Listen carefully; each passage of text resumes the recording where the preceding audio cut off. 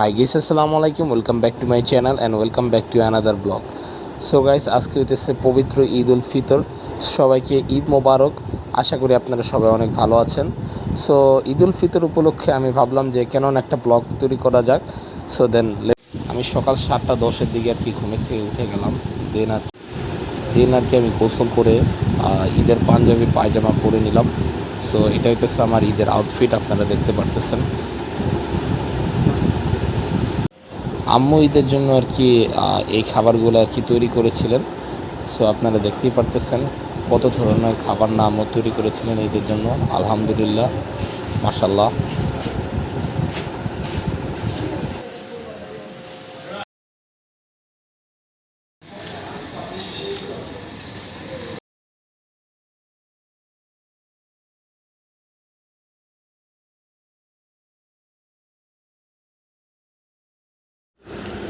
So ঈদের নামাজ শেষ করে আমি আর আমার বন্ধু ইফতি এলাকা দিয়ে একটু হাঁটলাম। দেন আর কি নানুর বাসার উদ্দেশ্যে রওনা দিলাম।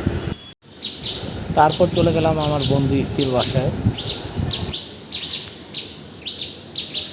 দেন আমরা বিকালবেলা চলে গেলাম, আমি আমার বন্ধু ইফতি সাথে আরেকটা বন্ধু ছিল সাকিব। আমরা বিকালবেলা পিৎজা খেতে আর কি চলে গেলাম। পিৎজা অন টাইমে, এটা আর কি ধানমন্ডিতে এই রেস্টুরেন্টটা। সো ওইখানে আর কি গেলাম বিকালবেলা।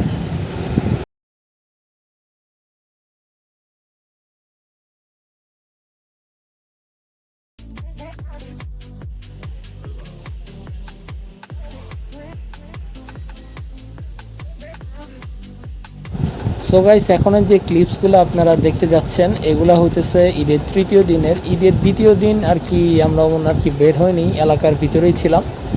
সো ঈদের তৃতীয় দিন আমি আর আমার এক ক্লোজ বড় ভাই আর কি বের হলাম আর কি রমনা পার্কের উদ্দেশ্যে। উনি একটু কিছু ফটোশ্যুট করতো, দ্যাটস ওয়াই আর কি ওখানে যাওয়া হয়েছিল।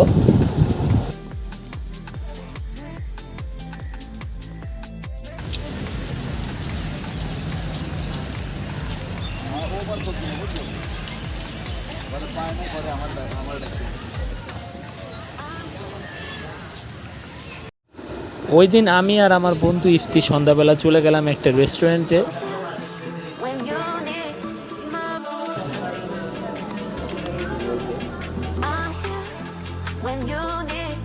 এরপর আমরা ঈদের পঞ্চম দিন হাতির ঝিল যাওয়ার উদ্দেশ্যে রওনা দিলাম।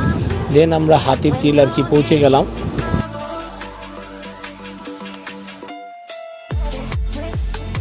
সেদিন ওয়েদারটা অতটা ভালো ছিল না, ওয়েদারটা খুবই গরম ছিল। বাট আমরা ভালোভাবেই আর কি দিনটা আর কি এনজয় করেছিলাম।